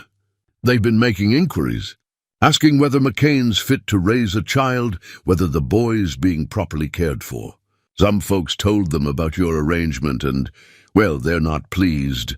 Martha Thornton came into town last week, asking questions, making noise about what's proper and what isn't. Eleanor felt a cold knot form in her stomach. The boy is well cared for. He's safe, healthy, happy, and learning. That's all that should matter. I agree. But the Thorntons are influential people, Eleanor. They could make trouble if they wanted to. Let them try, Eleanor said, but her confidence was shaken. She finished her shopping quickly and headed back to the cabin, her mind churning with worry. She didn't tell Bear about the conversation at first. Christmas was coming, and she didn't want to ruin it with fears about what might happen. But the knowledge sat heavy in her chest. The Thorntons were watching, judging, preparing to make their move. The addition was finished 2 days before Christmas, and they celebrated by having Samuel choose which bed would be his. He picked the one by the window, saying he wanted to wake up to the mountain view. That night, he slept in his own bed in a room that was partially his, and Eleanor heard Bear moving around long after dark, unable to settle, perhaps mourning the end of having his son sleep beside him, perhaps simply adjusting to this new phase of their life. Christmas Eve arrived clear and cold. They decorated simply, pine boughs and red ribbons, candles in the windows. Eleanor had saved back some of her best preserves, and they made a feast by frontier standards: venison roast, potatoes, carrots, fresh bread, and a dried apple pie that filled the cabin with the scent of cinnamon. After supper, they exchanged gifts. Samuel gave Eleanor a drawing he'd made. All three of them standing in front of the cabin, smoke curling from the chimney, mountains rising behind them. In the corner, he'd carefully lettered, "Our family." Eleanor had to turn away to hide her tears. Bear gave Eleanor a carved box he'd made from scraps of the addition's lumber. Inside, nestled in cloth, was a carefully carved bird, a mountain bluebird, symbol of happiness, he said. Eleanor gave Bear a new shirt she'd sewn in secret and a warm scarf. For Samuel, she'd prepared a complete set of school supplies and a new book, Robinson Crusoe, for a boy who understood what it meant to survive in harsh conditions. But the real gift, the one that made Samuel's face light up like the sun, was from his father. Bear had been working on it in secret, during odd moments when Samuel was occupied with lessons. It was a complete set of buildings, a carved cabin, a barn, a chicken coop, and tiny figures of people and animals. An entire homestead, perfect in miniature, every detail carefully rendered. "So you can remember this," Bear said softly, as Samuel examined each piece with wonder. "So no matter where life takes you, you'll always have this winter, this home, this family." Samuel threw his arms around his father, then around Eleanor, and the three of them stood there in a tight embrace, bound by love and choice and the determination to protect what they'd built. Later, after Samuel had reluctantly gone to bed, clutching his carved homestead, Eleanor and Bear sat by the fire. She told him then about what Mr. Henderson had said, about the Thorntons making inquiries. Bear's jaw tightened. "I knew this was coming. I just hoped," he shook his head, "hoped we'd have more time before we had to face it. What do you think they'll do? They'll want to meet him, assess whether I'm providing adequate care, and when they see that he's happy and healthy and learning, they'll probably offer to take him anyway, claiming they can provide more. Better education, better opportunities, a proper home." The bitterness in his voice was clear. "And if you refuse, they could take it to the territorial judge. Claim I'm unfit, that I'm denying Samuel opportunities. They have money, influence, respectability. I'm just a trapper who couldn't save his wife." The old guilt was back in his voice, the old doubt. "You're his father," Eleanor said fiercely, "and you're a good man who loves his son. That has to count for something, does it? In the eyes of the law, in the eyes of people with power and money." Bear looked at her, and his eyes were full of fear. "What if they're right, Eleanor? What if I'm being selfish keeping him when they could give him so much more?" Eleanor took his hands, held them tight. "Listen to me. Samuel doesn't need more things. He needs you. He needs to know he's loved, that he belongs, that he matters. Everything else, the education, the opportunities, those can come from anywhere. But a father's love, that can only come from you. But what if it's not enough?" "It is enough. It has to be." Eleanor's voice broke. Because the alternative, sending him to people who rejected him for 7 years, who blamed you for his mother's death, who see him as a charity case to be reformed, that would break him. And it would break you. And Bear, I can't watch that happen, not now. Not after we've all found each other. Bear pulled her into an embrace, and Eleanor realized it was the first time they'd held each other. Not romantic, but the desperate clinging of two people facing a storm together, drawing strength from each other's presence. Whatever happens, Bear said into her hair, thank you for giving us this, for giving Samuel a real Christmas, a real home, even if it's just for a little while. Thank you for making us family. We are family, Eleanor whispered back. And family fights for each other. Whatever the Thorntons try, we'll face it together. All three of us. They stood there for a long time, holding each other, drawing courage from their shared determination. Outside, snow began to fall again, soft and silent, covering the world in white. Inside, the fire burned warm, and a child slept peacefully in his own bed, dreaming of the family he'd found and the home he'd been given. But in Pine Ridge, 30 miles away, Martha Thornton sat at her desk, writing a letter to the territorial judge. A letter about a young boy being raised in improper conditions by an unfit father and an unmarried woman. A letter that would arrive in 3 weeks and change everything. The storm was coming. But this time they would face it together. And that, Eleanor thought, as she finally released Bear and they each retreated to their separate spaces, made all the difference. They had something to fight for now. Someone to fight for. And they would fight with everything they had to keep their family together, because some things, once found, are too precious to let go without a battle. And love, real love, chosen love, family love, that was worth fighting for with every breath, every heartbeat, every ounce of courage they could muster. The question wasn't whether they would fight. The question was whether their fight would be enough. January arrived with brutal cold and clear skies. The world was frozen solid, and life in the cabin settled into a rhythm that felt both new and ancient. Morning lessons, afternoon work, evening stories and music. Samuel was thriving, his reading improving daily, his understanding of mathematics growing. Bear made short trapping runs, never more than 3 days away, always returning to find Eleanor and Samuel waiting, the cabin warm and welcoming. They were happy. That was the simple truth of it. 3 people who'd been broken by loss had found a way to heal together, to build something new from the pieces of their shattered lives. Eleanor caught herself humming while she worked, caught herself looking forward to tomorrow in a way she hadn't in 7 years. Bear's face had lost some of its weathered worry, and he smiled more easily, laughed more freely. And Samuel bloomed like a flower finally given sun and water, his natural brightness no longer dampened by uncertainty and fear. But happiness, Eleanor had learned, was a fragile thing. On a morning in mid-January, a rider arrived. Not just any rider, but the territorial marshal, accompanied by a clerk from the county office.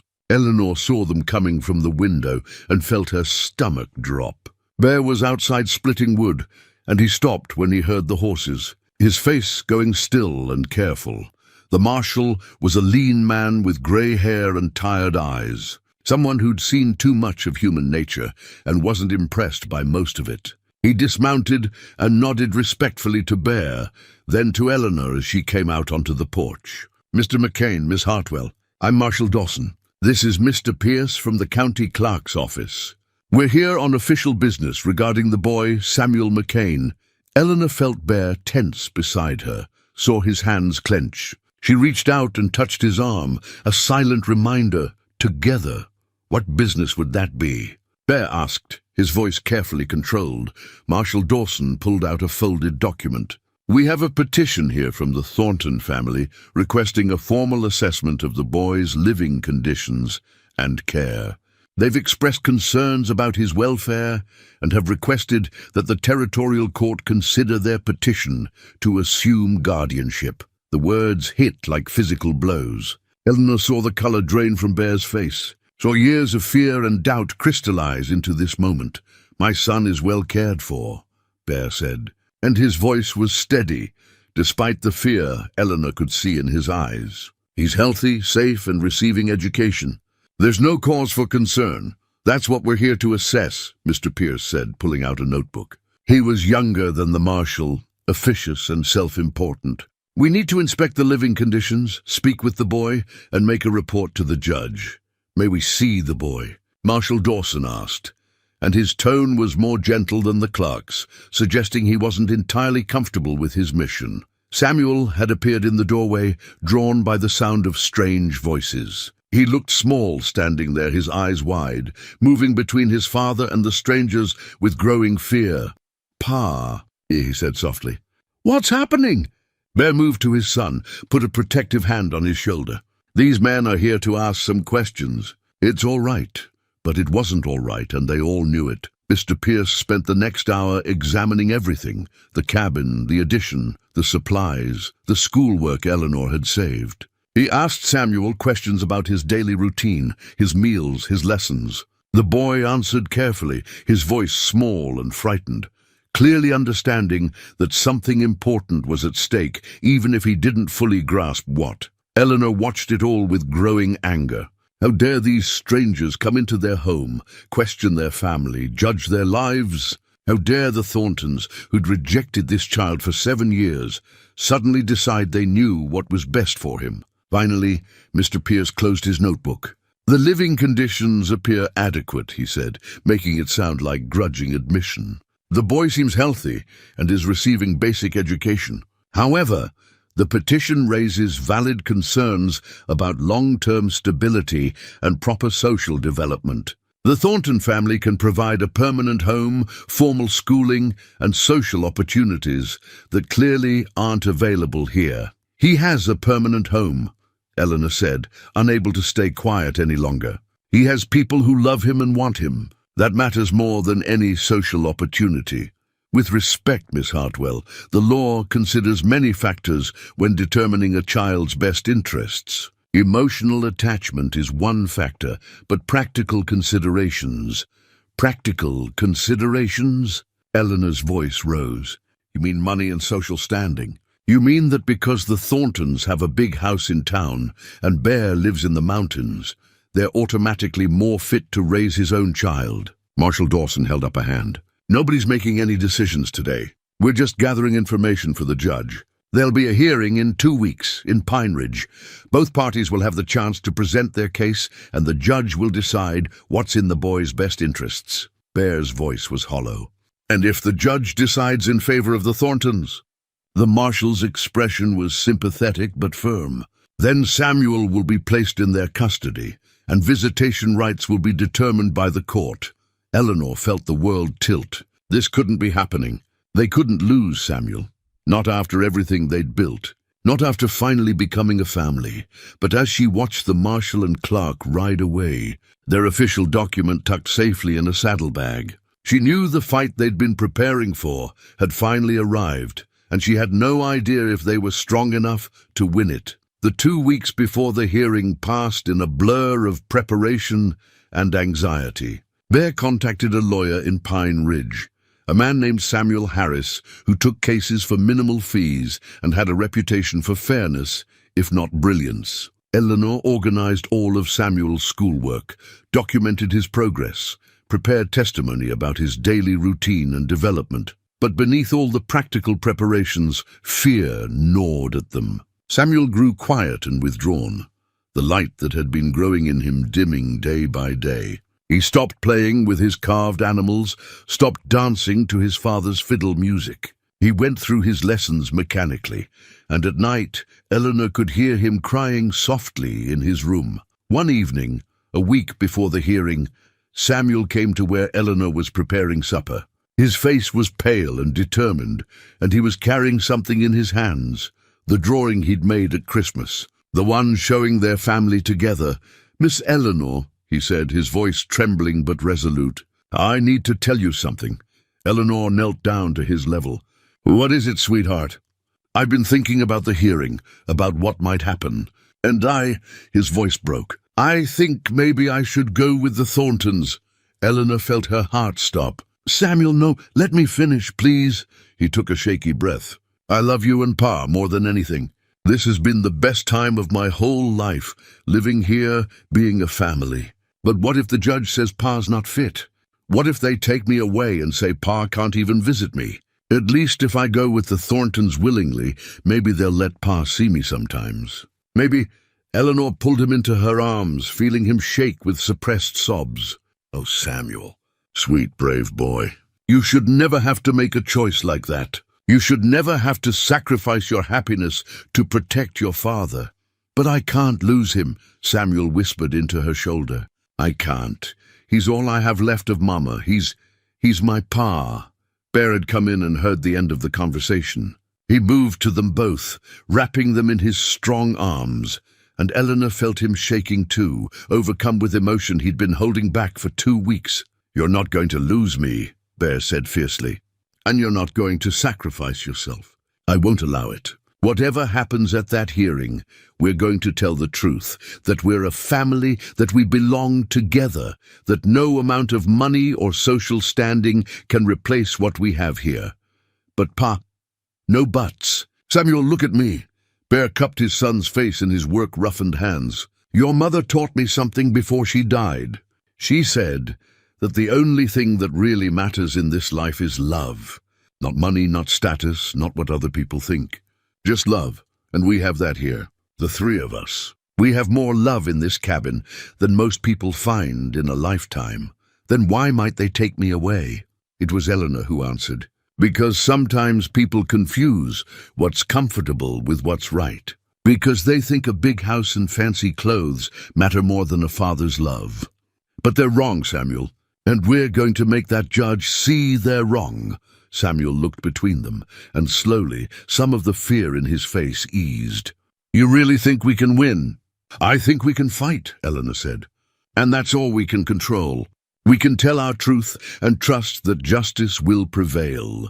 The night before the hearing, none of them slept well. Eleanor lay awake, listening to the sounds of the cabin, Bear's restless movements in the addition, Samuel's fitful sleep, the wind outside carrying whispers of change. She thought about Thomas, about what he would say if he could see her now. Would he approve of what she'd done, taking in a mountain man and his son, letting them become her family? She thought he would. Thomas had always believed in following your heart, in choosing love over fear.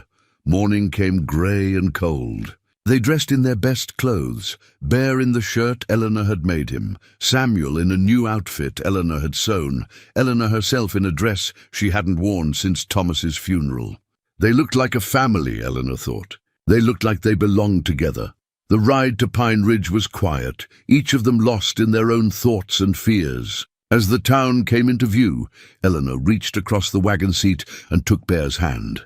He squeezed back, grateful for the contact. The reminder that he wasn't facing this alone. They arrived at the courthouse to find the Thorntons already there, a well-dressed couple in their 50s, Martha Thornton in expensive fabrics and William Thornton in a fine suit. They looked prosperous and respectable, and everything that Bear wasn't. Eleanor saw Bear's shoulders slump slightly, saw him comparing himself and finding himself wanting. Stand tall, she whispered to him. You're worth 10 of them. The bailiff called them in, and they entered the courtroom together, 3 people bound by love and choice, about to fight for their right to be a family. The battle had begun, and Eleanor prayed with everything in her that love would be enough. The hearing lasted 3 hours. 3 hours that felt like a lifetime. The Thorntons' lawyer was smooth and practiced, painting a picture of Samuel's life with Bear as one of deprivation and instability. He emphasized the transient nature of trapping work, the isolation of mountain living, the lack of proper schooling and social opportunities. He made Bear sound like a well-meaning but inadequate father, someone whose love wasn't enough to overcome his practical limitations. Then he presented the Thorntons' offer, a permanent home in Pine Ridge, enrollment in the town school, social standing, stability, everything a growing boy needed. Martha Thornton testified about their comfortable home, their standing in the community, their desire to honor their late daughter's memory by raising her son properly. It was compelling. Even Eleanor, knowing the truth of what they'd built in that cabin, could see how it sounded to outsiders. On paper, the Thorntons could offer more, much more, but then it was their turn. Mr. Harris, their lawyer, called Bear to testify first. Bear spoke simply and honestly about his life with Samuel, about Mary's death, and his determination to honor her memory by raising their son with love and integrity. He talked about the skills he'd taught Samuel, the values they shared, the bond between them. "Can you give him everything the Thorntons can?" the Thorntons' lawyer asked on cross-examination. "No," Bear admitted. "I can't give him a big house or fancy clothes or social connections. But I can give him something more important. I can give him a father's love every single day. I can give him the knowledge that he's wanted, that he matters, that his happiness is the most important thing in the world to me. Can the Thorntons promise that?" Then Eleanor testified. She spoke about Samuel's remarkable progress in his lessons, his bright mind and gentle heart. She talked about the family they'd become, the home they'd built together. She explained how Samuel had transformed from a quiet, fearful child into a confident, joyful boy who knew he was loved. "Miss Hartwell," the judge interrupted, "forgive me, but aren't you essentially admitting that an unmarried woman and an unrelated man are raising a child together? Some might consider that irregular." Eleanor met his eyes steadily. "Your Honor, what's irregular is that a child who has a loving, devoted father might be taken from him because that father doesn't have enough money. What's irregular is that people who rejected this child for 7 years suddenly want him now that he's thriving. Family isn't always about blood or legal documents. Sometimes family is about the people who choose each other, who show up every day, who fight for each other. That's what we are. That's what we've built. And with respect, Your Honor, there's nothing irregular about love." The courtroom was silent after that. Even the Thorntons' lawyer seemed uncertain how to respond. Finally, Mr. Harris called Samuel to testify. The boy walked to the witness chair with his head high, though Eleanor could see his hands trembling. The judge spoke to him gently, explaining that he just wanted to understand what Samuel wanted, what would make him happy. "Samuel," the judge said, "you've heard what everyone has said today. The Thorntons can offer you many advantages: education, a comfortable home, opportunities. Your father and Miss Hartwell offer something different. If it were up to you, where would you want to live?" Samuel was quiet for a long moment. Then he reached into his pocket and pulled out the drawing he'd made at Christmas, the one showing their family, the one labeled "Our Family" in his careful handwriting. "Your Honor," Samuel said, his voice clear despite his fear, "I know the Thorntons can give me things my pa can't, but they can't give me what I need most. They can't give me my pa. They can't give me Miss Eleanor. They can't give me the feeling I get when I wake up in the morning and know that the people around me want me there, not because they have to, but because they choose to. That's what family means to me. Not a big house or nice clothes. Just belonging. Just being chosen." He held up the drawing. "I drew this at Christmas. It's us, our family, and I don't want any other family. I just want this one." Eleanor saw tears on the judge's face, saw Martha Thornton wipe her eyes, saw Bear gripping the table in front of him, overcome with emotion. The judge was silent for a long time after Samuel returned to sit between Bear and Eleanor. Finally, he spoke. "This court has heard compelling arguments from both sides. The Thorntons can indeed offer material advantages and social opportunities. But this court must also consider what truly serves a child's best interests. And after hearing today's testimony, particularly from the boy himself, it's clear to me that Samuel McCain is not a child in need of rescue. He's a child who has found his home, his family, his place in the world. To remove him from that would be cruel and unjust." Eleanor felt Bear's hand grip hers so tightly it hurt. "Therefore," the judge continued, "this court denies the Thorntons' petition for guardianship. Samuel McCain will remain in the custody of his father, James McCain. However," he looked at Bear seriously, "I'm ordering regular check-ins by the county to ensure Samuel continues to receive adequate education and care. And I'm strongly suggesting that you formalize Miss Hartwell's role in his upbringing." This arrangement you've created, while unconventional, seems to be working. But it needs legal standing to protect all parties involved. The judge banged his gavel. Case dismissed. This family stays together. The words echoed in the courtroom. This family stays together. Eleanor felt Bear pull her and Samuel into his arms, felt the three of them holding each other tight, years of fear and uncertainty finally releasing. They'd won. Against all odds, despite having less money and less status, and less of everything except love, they'd won. Outside the courthouse, Martha Thornton approached them. Eleanor tensed, but the older woman's face was soft, sad, accepting. "He looks like her," she said quietly, looking at Samuel. "Like our Mary, and he sounds happy when he talks. That's what she would have wanted. For him to be happy," she paused. "We were wrong, you know. About you, Mr. McCain, about blaming you for her death. Grief makes people say terrible things, do terrible things. I hope perhaps someday you might let us know him, not as guardians, just as family who wants to be part of his life." Bear looked at Samuel, who nodded. "We can arrange visits," Bear said. "On our terms, when Samuel's comfortable with it." Martha nodded, tears streaming down her face. "Thank you.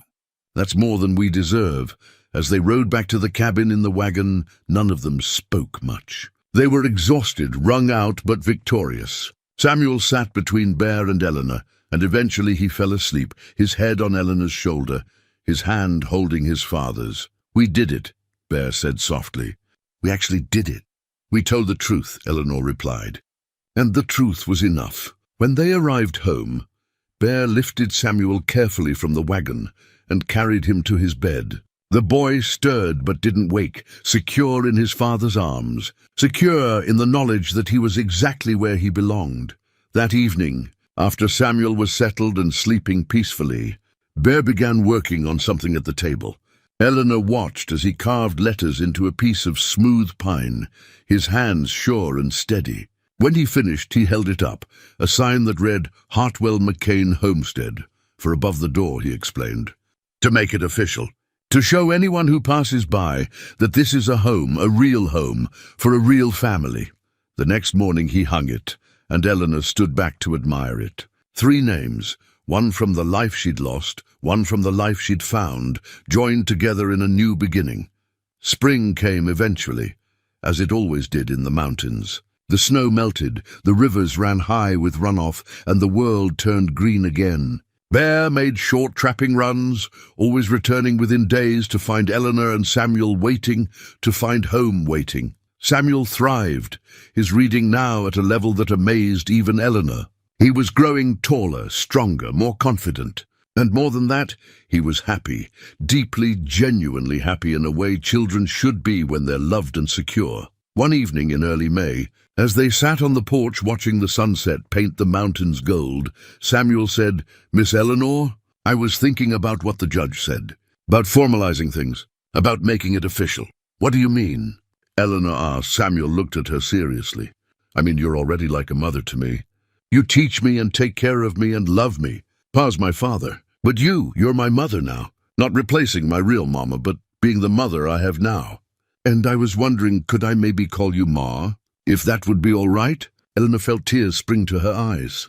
She'd never had children, had never heard anyone call her Ma, and now this beautiful boy, this child she'd come to love as her own, was offering her that gift. "I would be honored," she managed to say. "So honored, Samuel." "Then that's settled," Samuel said, satisfied. He looked at Bear, then at Eleanor, then out at the mountains. "We're a real family now. Officially." Bear reached over and took Eleanor's hand, and she squeezed back, overwhelmed with gratitude for the strange path that had brought them all here. A storm, a knock on the door, a decision to let strangers in, and everything had changed, not replaced what was lost. Nothing could do that, but created something new, something precious, something worth fighting for. The mountains stood eternal around them, witness to their story, guardian of their home. And inside that home, 3 hearts that had been broken found healing in each other. 3 souls who'd been lost found their way to belonging. 3 people who'd been alone found family. And that, Eleanor thought, as the last light faded from the sky and they rose together to go inside, was more than enough. It was everything. It was home.